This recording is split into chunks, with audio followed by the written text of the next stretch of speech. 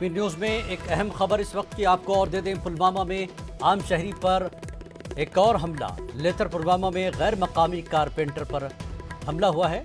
पुलवामा में आम शहरी पर एक और हमला। लेतर पुलवामा में गैर मकामी कारपेंटर पर हमला हुआ है। बड़ी खबर इस वक्त की, पुलवामा में आम शहरी पर एक और हमला।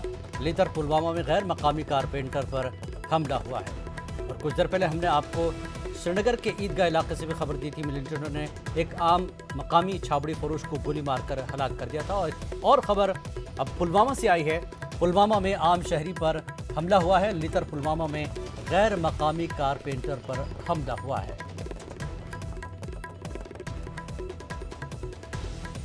इस वक्त की अहम खबर, पुलवामा में आम शहरी पर एक और हमला। लेतर पुलवामा में गैर मकामी कारपेंटर पर हमला हुआ है। मजीद तफसीलात का इंतजार है। इसी सिलसिले में मजीद जानकारी आई है। जख्मी सगीर अहमद को अस्पताल मुंतकिल किया गया है।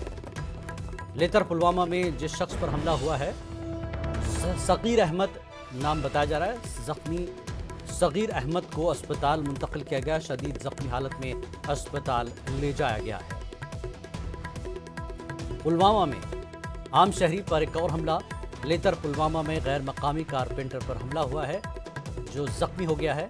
जख्मी सगीर अहमद को अस्पताल मुंतकिल किया गया है। शदीद जख्मी हालत में अस्पताल ले जाया गया है सगीर अहमद को।